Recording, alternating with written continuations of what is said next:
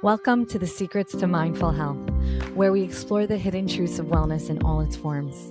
From physical and mental health to spirituality, join me, your host, Beth Warren, at Nourished by Beth on Instagram and TikTok, registered dietitian for over a decade, and single mom of 6, as I share my personal journey overcoming challenges towards self-love and wellness. Together with my guests, we will inspire and motivate you to prioritize your well-being and create a life of balance and fulfillment.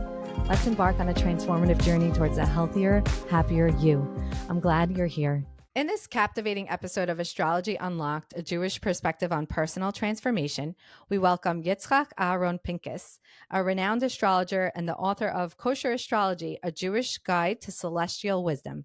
With over 15 years of experience utilizing a Torah-based method of astrology, Yitzchak shares his profound insights into how the stars can illuminate our paths to personal transformation. Join us as we explore the intersection of Jewish philosophy, psychology, and astrology, and discover how understanding astrological influences can empower our journeys towards authenticity and fulfillment. Get ready for an enlightening discussion that redefines astrology's role in spiritual growth. Yitzchak Aharon-Pinkas is a professional astrologer and the author of Kosher Astrology, a Jewish Guide to Celestial Wisdom. He has been working with the Torah-based method of astrology for over 15 years. His fascination with personal transformation led to extensive research in Jewish philosophy, psychology, and astrology. He's on Instagram at Kosher Astro. Welcome. Thank you. Thank you so much for having me on your podcast. I was so excited. I think the algorithm connected you to me, aka God, but like the algorithm. The ultimate algorithm. Right. It's so funny, those things like ways we trust, which directions to go. And we blindly, I feel like connected to you through an algorithm, not God, right? Or those are God's messengers. But that, I'm even skipping ahead, getting on to this deep talk. But I would love to hear how you got into this line, and you were very clear to say Torah-based values. Where did that all start from? Okay, so like most things in life, when we're ready for something, God sends it sends it into our life. So just one day, this is 16 years ago, back in 2008, 2009. I was driving with my friend in the car, and my friend we just celebrated another friend's engagement. So on the drive home, my friend had mentioned to me that he knew an astrologer, a religious astrologer, and I was like, okay, I'm a Gemini, I'm curious. Let's find out what is that all about. For some reason, I have no idea why did I decide in that moment to do that. No idea. That's God sending us, these messages. So we called up the astrologer, and we gave her our birth dates, and the astrologer started going, wow, we're talking about my birth date. Wow, you have a lot of the energy, the element of ear. And ear is intellectual and ideas. And she asked me, are you a rabbi? Are you a Talmud Chacham? Are you a professor? Are you a writer? Okay, I'm not a rabbi and professor. All those like, whoa, but I do enjoy writing and studying. It spoke to me. It like connected with me. Mm-hmm. And she described my friend as a lot more earth, much more grounded, more materialistic, more down to earth, more concrete. My friend agreed with her. And so it just struck me, had she switched, it said that I was an earth, which didn't fit me at all, and my friend was air, it wouldn't have fit. So that caught my eye. I was like, whoa, what's going on here? Is there something to this? Mm-hmm. And that started my journey. And after that, I started buying books on astrology, and I really started diving deep into it. But that was the beginning of my journey, just on a lark. Mm-hmm. So God directs us in the right direction where we need to go at the right time. Yeah. And then I wonder then how you took your values of Torah and Judaism and then connected the two, because I didn't even mention this. I just want everyone to know that we're just meeting now. It's always how I like my podcasts to happen, is very organic. So I actually also got very into astrology. It's interesting, pretty deep into, I would call my focus or path of self-work. Forget about what I try to teach others in my line of work and how I became more wellness oriented as a platform to different various areas that touch us. It's just interesting that God brought astrology to me at this point of my journey, which someone, a spiritual person, called me at PhD level, which I appreciated. Because, you always get frustrated at that you still have more work to do, but that is the essence of why we're here. And she's like, no, don't worry, you're like PhD level. So it's at that PhD level that I got exposed to astrology and fascinated, and it has I mean, again, I'm skipping this head. It has come ahead, but it's come full circle to making me feel so much self-love and compassion and acceptance in myself. And I'm sort of like, God, why didn't you show me this 5 years ago when I didn't feel that? And I just needed to just know that, oh, quote unquote, I'm normal, or these are actually my gifts. This is, and all I need to learn is how to balance that. And so I have a whole journey in that. And so and this is why I'm curious for you with the same question about the Torah values. I didn't know there all these years. I thought there was something wrong with me, which is its own thing, or why am I not connecting, or why do I have questions? Why do I need to? And then I learned about this, and then I found this whole world. So for me, I call it, and I don't know the right terms, Kabbalistic astrology, and then therefore found the course in it that I'm taking now, only level 1. There's apparently like 15. So I'm just getting right now, I call it more exposed, and educated and all the layers. And it's like a lot of information. But all the information is like, I'm loving everything. I'm like it just makes you feel alive. Yes. Okay. So what your experience drives me crazy. I've been doing chart readings for people, and it drives me crazy that people have no clue how amazing they are, their capabilities, even their struggles, the stuff that they saw that they were wrong or bad, or it was their fault.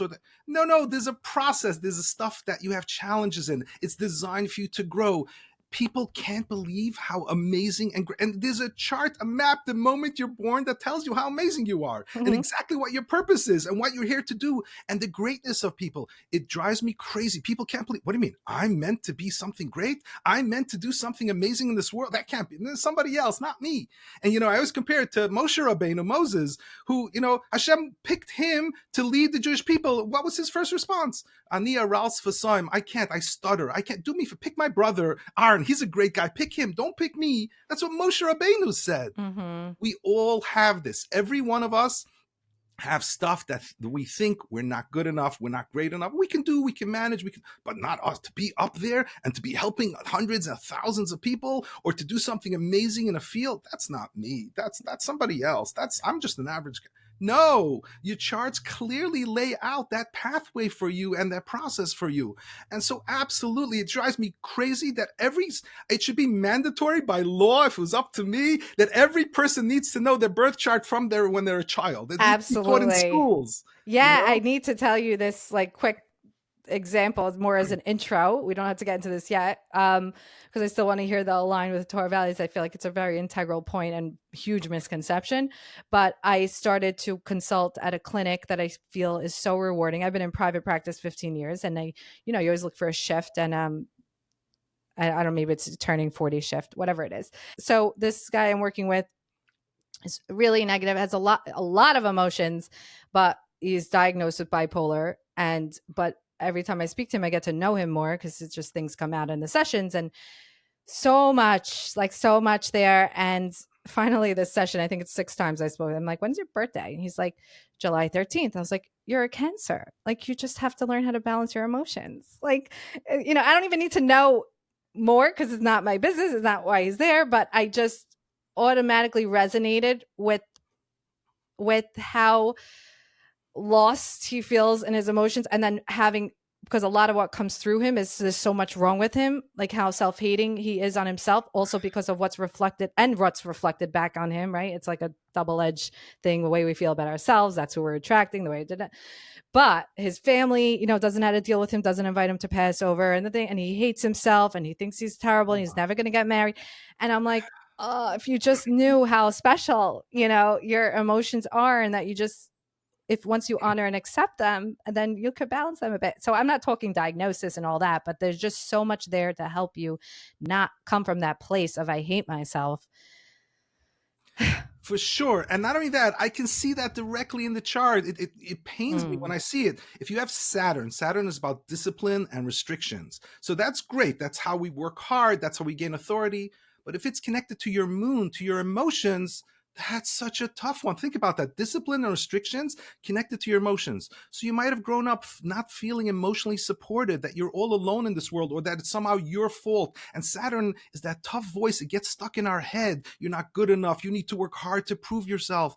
Or if it's connected to Venus, Venus is how we value ourselves. And if you have Chiron, which is the wounded healer connected to Venus, that's a wounding on my self-value. And people don't believe in themselves. That is the biggest issue that I see. The biggest block in people's lives is not you think, oh, this person is my life, or I don't have enough money, or I didn't find the right. No. The biggest block in our lives is in our own head. You know, I love it. There was like a meme of an elephant, you know, with a chain on its foot, and it's stuck there. Okay, it's chained. It can't go anywhere. A big chain.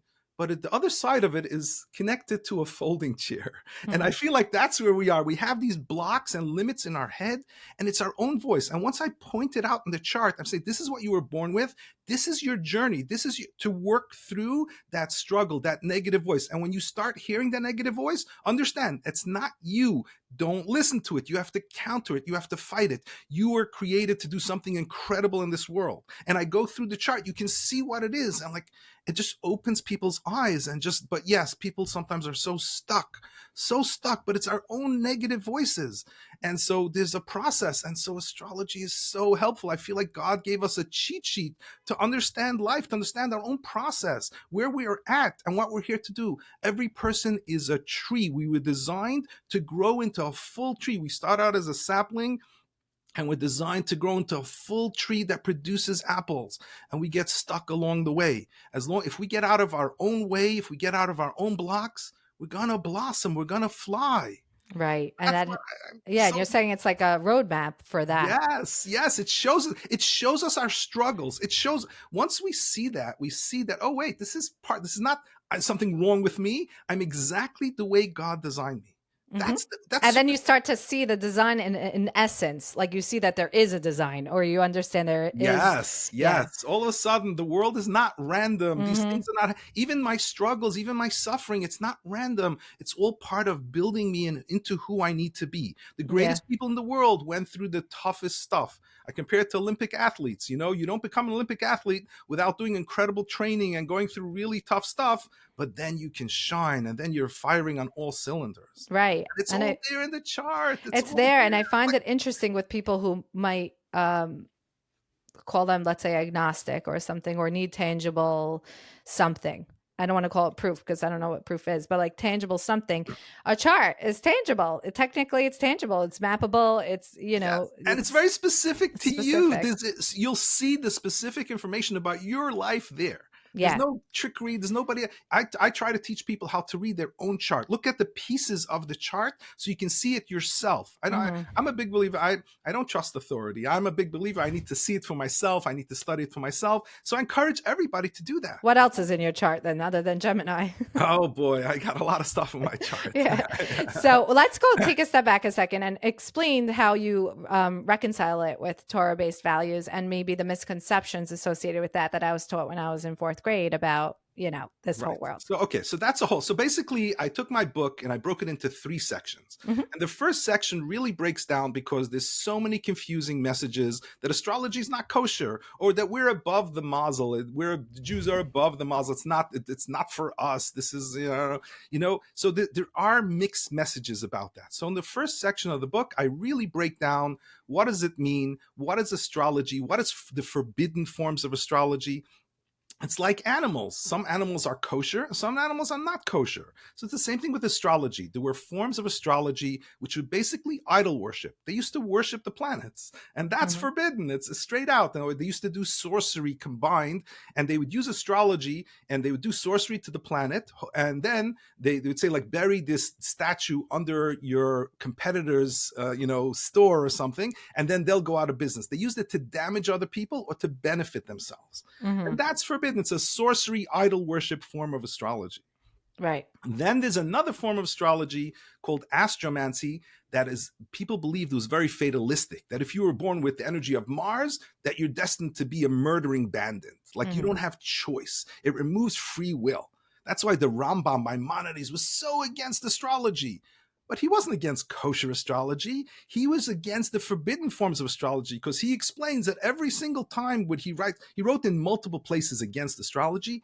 Every time he brings an example of somebody who has removed the free will. That Ruvain is in the profession of a perfumer, which is considered a high profession, and Shimon is in the profession of being a tanner with working with animals, which was considered a low profession, and they have no choice. And Rambam says that's not possible. We have choice. We have free will. And of course, he's right.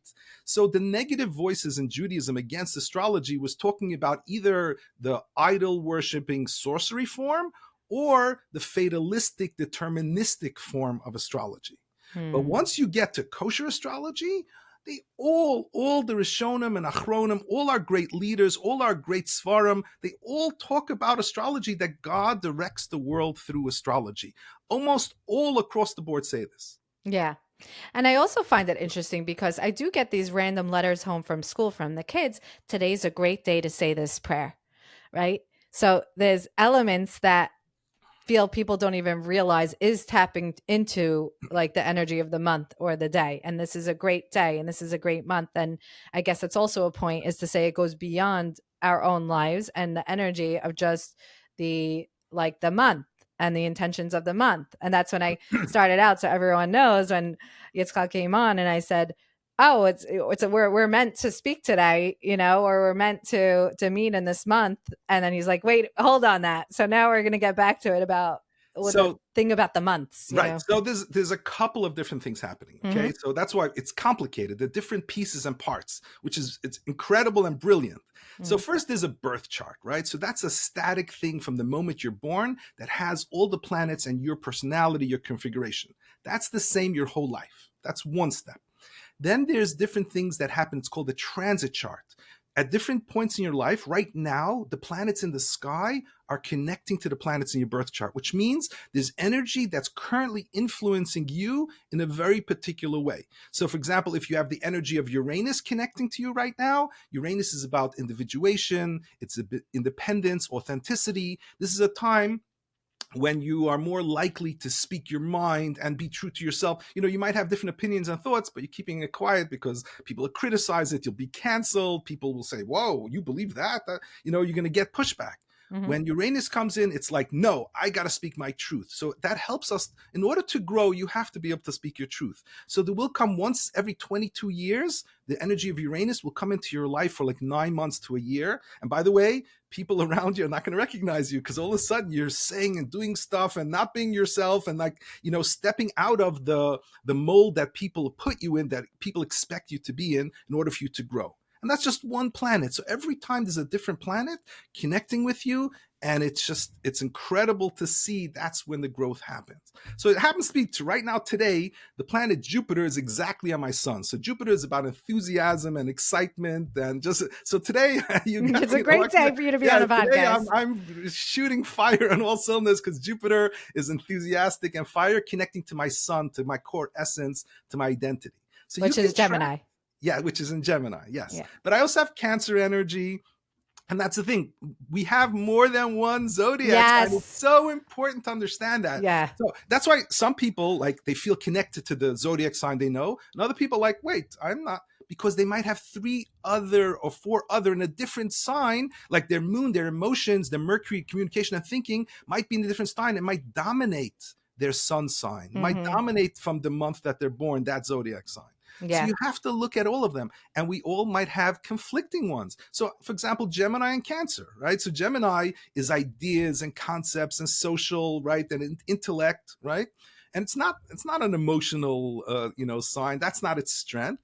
But I also have a lot of Cancer, which is about nurturing and feelings and being compassionate for people. So these are 2 very different energies that I had to learn. Sometimes they were competing with each other. Sometimes they were conflicting. I want to do this and that. But you learn to use them together. So now when I do chart readings, so I use my Gemini energy of having all the information, the intellectual part, the social part, but also I'm dealing with human beings who are struggling, who are going through painful things. And so I use my Cancer part. So I'm bringing them together, even though they're very different energies, I'm utilizing them both together to serve my purpose. And that's what we're here to do. Right. Do you also feel that sometimes you lean into more than others? Like, so I'll tell you a little of mine. I don't even know all the levels. We're going to talk later about like, or I'll hire you and you're going to read my whole chart. I love hearing how people read my chart. But all I know from it is that, and I didn't know this, and I wanted to touch on the difference between Gregorian calendar and a Hebrew calendar. I always called myself a Leo, but my birthday is July 27th. So on the Hebrew calendar, I'm a Cancer. So Leo, but then my sun is in Leo and my moon is in Cancer. So I fight myself every day.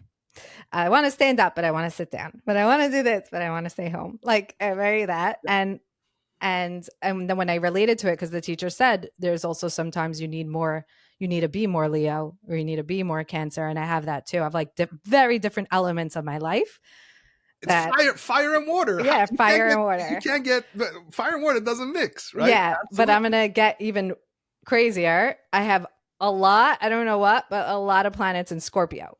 So I'm a lot of water, a lot of water. Some fire is like a sun, and so I have like also the intensity of a Scorpio in the emotions, but I also have a very sensitive side. It's just very it's amazing. I'm telling you, God designed us so amazingly, and he'll take all these disparate different types of energies, and you're here to bring them all together to utilize. And it's true, sometimes like at for different things, you might have to focus more on different parts of you, on your Leo side or on your Cancer side, depending what you're dealing with and who you're dealing with. But ultimately, really, it's about learning how to make them all work together harmoniously. That is the key. And there's a reason why you have every one of those energies. You need the Scorpio energy, you need the Cancer energy, you need the Leo energy to do your purpose. Your ultimate purpose is going to combine everything. Yeah. And that's when I find, because I've had the moments, and more so the more self-work you do, that aligned feeling, it's super connecting. And I feel then now with what you're saying, that is because all your parts are probably, syncing together and balance. So for example, even like the Leo energy are very like loud and like see me, and that probably takes a little step down where you're still being seen, but then you have like the soft side, the sensitive side. Like I could see how that all can be balanced more, and that's that feeling of alignment. And I actually was speaking to someone else, and she's actually also on the podcast. It might have even come on the podcast, or like I'm going to do with you, I end up talking to you guys after also, because I get so curious about myself. But she was also referencing even more so that, let's say we were talking business and I do counseling, and I'm shifting a bit more into working with people through food, but focusing on healing and like the emotional or energetic aspect of that with food and reaching their ideal weights. Because over 15 years, I see the blocks. I like see it. I can't take it anymore. I can't. It's my own practice. Like, I don't want to do it. If you want to work with me, we got to move it over, because that's really how you get to the true changes. And that's what I want to help people with, like healing and true, like sustainable changes, even if it's with their weight. So, which I'm sure is so much more than that. Now, what she said is like, I was holding on to kind of how I was doing my old practice, insurance, that was just super limiting, and I was draining me. She's like, you are your best, and people are coming to you when you're in full alignment. When you start feeling off, that's it. You have to say no. And the more you learn about yourself and accept yourself and love the parts of yourself, you start to feel that sensation that something's not right. Like that. I mean, I know I have crazy intuition, but if even someone who doesn't have such an intuitive sense would feel like something's off, and something off means that's not aligned with you. 1,000%. There's no question about it. We really have to check it. That's the thing. We're always taught, we're stuck in it. This is like, I compare it to the caterpillar and the butterfly. A caterpillar has no concept that it can fly. It's limited. Its experience has never been that it can fly. It feels like I need 28 legs just to walk. So we're sometimes so stuck in what we think this is the way it has to be done. This is the way other people do it. This is the way I've always done it in the past. So I can't step out. And we start seeing one of the signs when it's time to step out, when you're not enjoying it, when you're not loving it, when you're not feeling you're at your best, when you're not feeling free to do it what you want to do.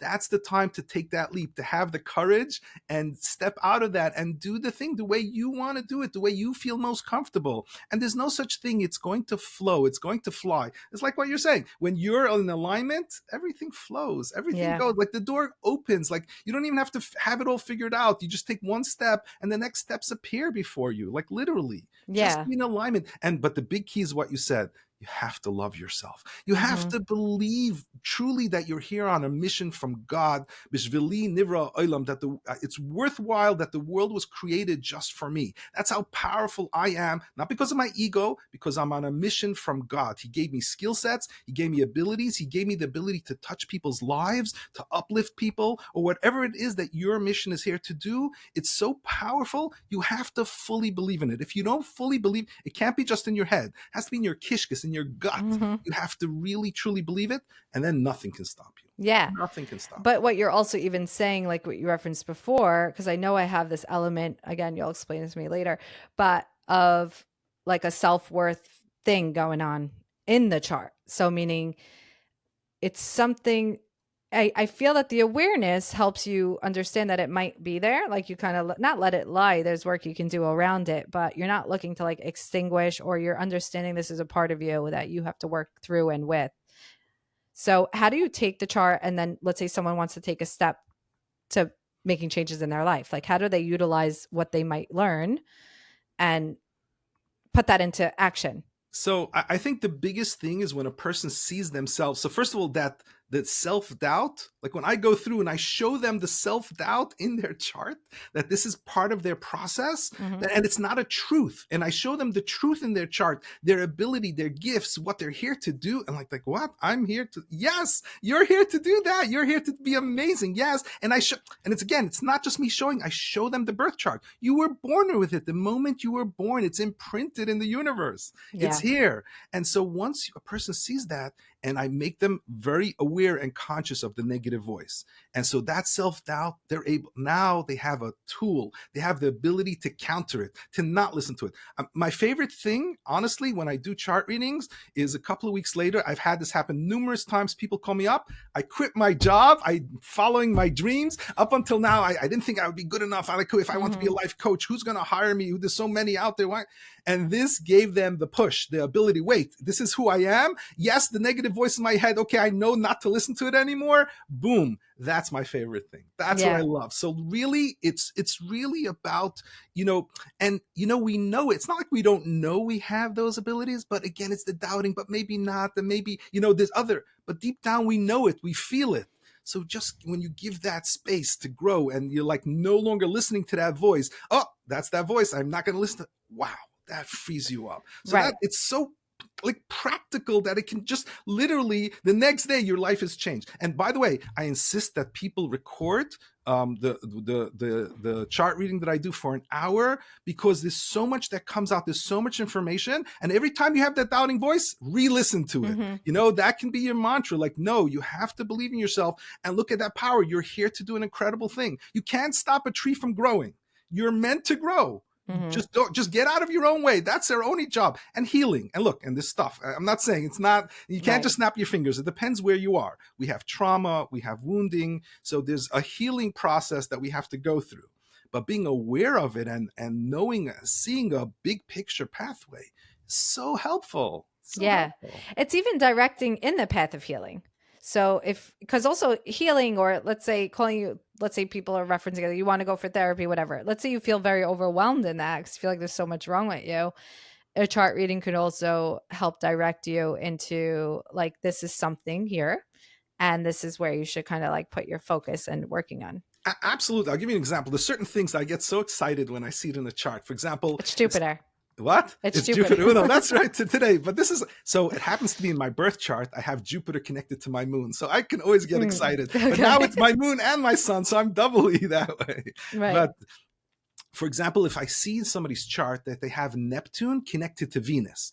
So Venus is the right brain, and it encompasses a lot. It's our intuitive side. It's also our creative side, in addition to being our self-value side. So Venus is a very, complex process, And when Neptune connects to it in your birth chart, Neptune is about elevation and transcendence, and it's a window into the higher world. So you're tapped into spirituality, creativity, like in ways that other people are not. That's like a next level of creative ability.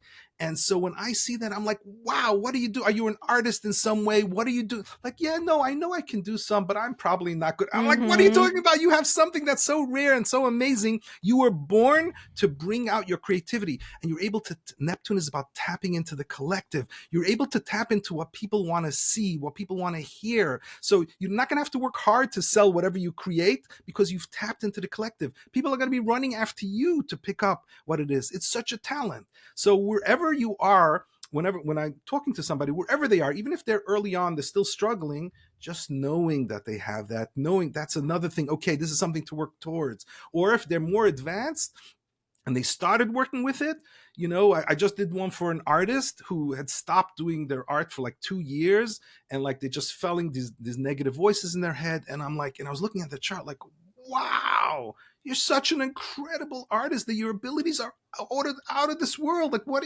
And like they started painting again after 2 years of stopping, by just understanding this is part of them, and the doubts is also part of them. Like seeing both and being conscious and aware of it, it's could be life-changing. Literally life-changing. I feel it gives people like a permission to themselves to do something, or to honor. Well, like, first of all, you said, and I think it's very true, I don't feel that someone would have their chart read correctly and not feel connected to it. It's supposed to spark something in you because it is you. So of course it's going to, something about it, it's going to feel like, I know this person, or this feels like something connects, like how they say about a Jewish neshama when they hear something, and the Jewish soul, and like they wake up. So I think that if someone gets that feeling, that means they're on the right track. Like that's the good spark, so to speak. Then I think what we're saying is it gives you that like you're giving yourself permission to do something that feels right for you, that you had all these negative things telling you not to. So the negative things, and also then it kind of makes it more clear what it means, the concept of Yetzer Hara, which is like the evil inclination, or the opponent, or however everyone wants to call it. Now you understand the concept, because if we're talking about all these things as gifts and such beautiful things and your potential and who you can be, of course you're going to have crazy. I tell people that's that Saturn Chiron voice, that negative voice. You're not good. That is Yetzer Hara talking. That's what he looks like. You have to shut that down. When you start hearing, oh no, I want to do this, but wait, catch it, stop it, shut it down. That's Yetzer Hara. You have these gifts. They're right here. Do it. And also another thing, what directly addressing what you're saying, what people feel connected to it, because we live in a cookie cutter society, where everybody needs to fit in. Everybody needs to be doing the same thing. We're taught this is the correct way to be. But God created us all so individual and so unique and so different. We're not meant to be like everybody else. And the people around us, our parents, they mean well, but, they want us to be a doctor and a lawyer. There's nothing wrong with being a doctor or lawyer if that's what you're meant to do. But, there's a concept that everybody needs to be a certain profession or a certain... No, and I love that the birth chart is so acknowledging of who we are. This is who God designed us to be. Who's any human being to tell us not to be what God designed us to be? It's also so interesting because once you understand who you are and who you're meant to be and all the parts of you, it absolutely means that you attract different people that then you understand, so like I said, there is this whole world that I didn't really know. And even in the more observant circles, we'll call it, still that world. So I would have never known unless I started accepting how I think of things. And now it's getting exposed more and more to me, and I'm feeling even more aligned. So it's like you said, you can't blame anyone. First of all, your soul chose where it was going and who your parents were. So it's like we chose that. But that's whatever it was as a childhood or what you were taught, like all these therapies, let's say, and that's how I started my journey. Okay, inner child work and all this, which is all very important, but that's still focusing on what happened or why you're quote unquote like this. But this element of the birth chart helps you understand that you're only feeling this way about yourself because of the opposite, voice. and you can just not listen, like you said.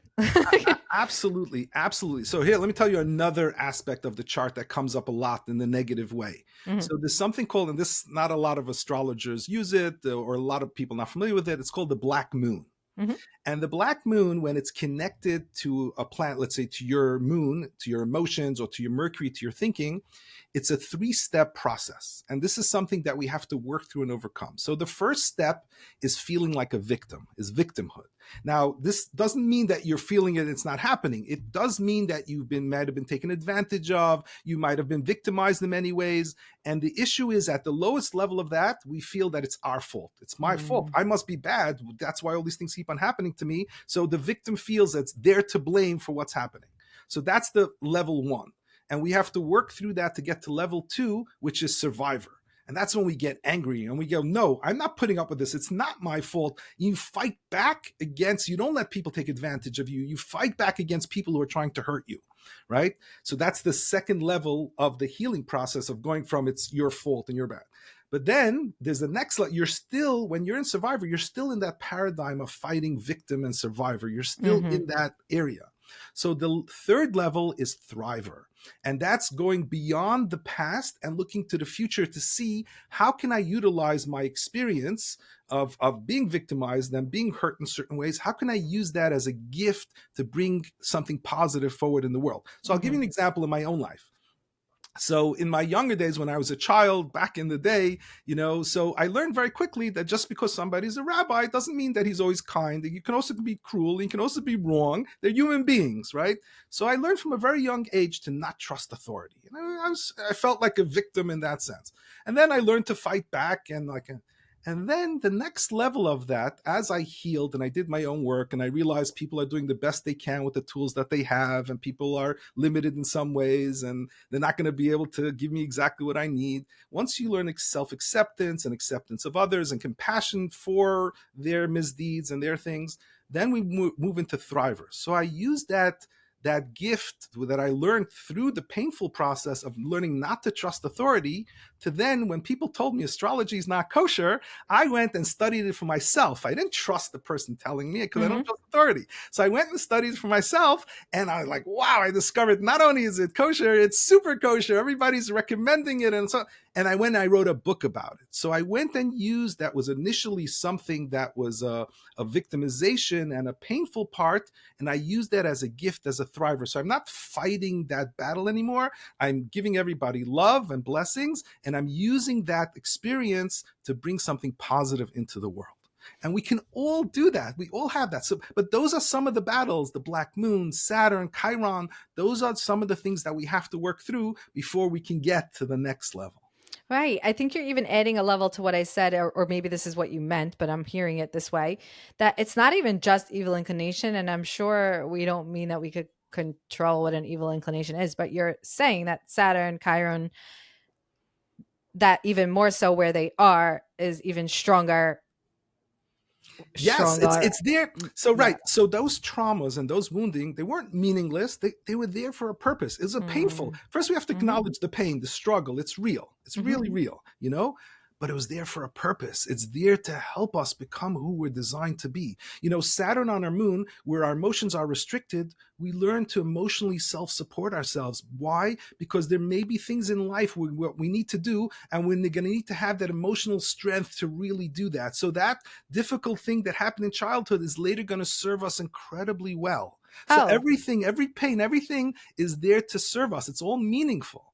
But in the moment, it's very painful, and we don't realize, why is this happening to me? Why do I have it's there. Let's work through it. Let's do the healing, and you'll see how it's going to help you incredibly in your life. Oh, definitely. Definitely. And sometimes, honestly, the worse it is, you're like kind of forced into finding this, or you won't survive. Like, so I went through a crazy divorce for 5 years and with 6 kids. And Wow. And speaking of emotions, so there's a lot of emotion things going on in me. So that like broke me, also I'm a nurturer and I'm a very loyal. And so broke me, like legit didn't know, like emotionally, like how to regulate, like I was not okay. So obviously I have to learn how to be because I need to live.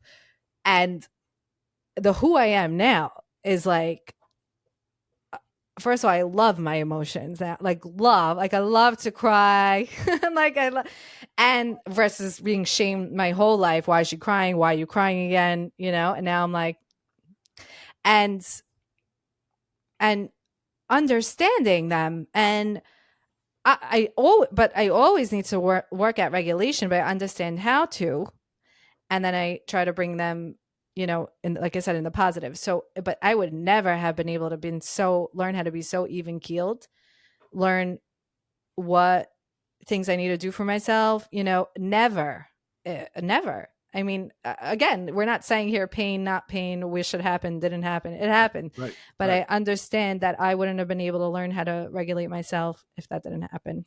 No question. No question. That's what makes our greatness. Honestly, it's going through the stuff and really feeling it. And then really also, what makes us great. And also what gives us incredible compassion for other people going through it. There's nothing like it when we've gone through something ourselves to people can feel so understood when they talk about their stuff with us when we've gone through it ourselves. It's for incredible. Sure. Yeah. And then you ask to see their chart. Yeah. You want to know more? How else can I help you? That's amazing. Yeah. All right. So if we have to sum this up for a few points for people, let's say first, like being like, oh my God, astrology? Like, what is it? I thought that's for people in like a random location under a curtain. Like what can we share with them about astrology? Why do we feel it's important to incorporate that into their lives? So astrology is the big key. If you want to understand life, you want to understand your own life, you want to understand your own growth process, you want to understand the different points in your life, where you're at, what you're here to do, where you are in the process of growth. It gets very specific. I'm telling you, there's something called a progressed moon cycle. And it's basically like a Rosh Chodesh, like a new moon. But instead of a 30-day process, it's a 30-year process. And when people are approaching, and it's for people, it's different times in their lives. And if you're about to approach a new moon, that means you're letting go of the last 30 years of your life, and you're starting a whole new 30 years of your life. And so it's so empowering to understand that what's coming up and that what's ending, because you think you're stuck in your life. No, God plants different points in our life to really, wow, we might hit a crisis point, we might hit all the things, and something in our old way of life is ending, and then we kind of feel lost. We might be in a liminal space. Now what? I'm no longer that old thing. Now what am I? What's my goal? What am I hit? So you feel lost. You start learning new things, you're absorbing new things, and then you find your new direction. And all of this is outlined in astrology. So besides your own birth chart, understanding yourself, your struggles, your gifts, your abilities, what you're here to do in this world, your purpose, it really lays out what your purpose, your overall purpose, not the specifics. It won't tell you how to do it. Like my purpose is to help uplift people. It's not going to tell me specifically do it through astrology. I did it through, I worked in social services. I did a lot of different things in that area. So it's not going to tell you the specifics. That you're going to discover as you come along. But the general area of what you're here to do, it gives you that direction. It also gives you the timing, the major turning points, the major events in your life. It can show you when your authority is going to come to the forefront. So much information. Like, I can't understand why anybody wouldn't want to use this to help you in your life. Why wouldn't you want to understand? Because I have to tell you, life makes so much sense now. When you see the big picture of what's happening, it makes so much sense. Yeah, and you connect to it, so it also feels aligned. So it feels there's no reason not to. I don't know either. Well, if we could follow along, I know we want to. I want you to say what your book is again, how people could find you, how they could work with you. Okay, so first, this is my book, Kosher Astrology, Jewish Guide to Celestial Wisdom. It's 500 pages. It has 75 pages of full color illustrations. I don't want it to be overwhelming. So, so for those who love to examine and read, it has all the info there too. For those who don't love that, it's like too much. I have 75 pages of illustrations that helps explain astrology and explains the Torah connections to it. So if you have any questions, whether or not how does it work with the Torah or how deeply intertwined it is with the Torah, it's mind-blowing to how many. I have over 70 great sources that list specifically that talk about its connection to the Torah. So that's the book. Now, the book is not available in stores. It's only exclusively available on Amazon and on my website, kosherastro.com. You can go there also for to do chart readings. And I also have what's called roadmaps. So, and these are hardcover books. They're 55, 60 pages that are personalized about your life. It's all the major dates in your life, the transits, the energies that are coming into your life to help you, the individuation, when you're going to be authentic and true to yourself, when you're going through transformation, when you're going through Neptune as elevation, when all of these different things are happening to you. They're very limited. Some come only once in 40 years, some once in 60 years, some are once in a lifetime. And that cycle that I was telling you about, the new moon, all of that information is personalized with your information. And you get this book in the mail that I think can be incredibly helpful to understand the process of your life. Wow, that's amazing. Yeah. I love that. Okay. Well, thank you so much for coming on. I'm sure we were aligned to meet today, and I'm really hoping other people connect with it as much as I did. So thank you. Absolutely. Thank you so much, Beth. I really appreciate it. Don't forget to hit subscribe or follow me on Instagram and TikTok at Nourished by Beth, or listen on Spotify at the Secrets to Mindful Health podcast.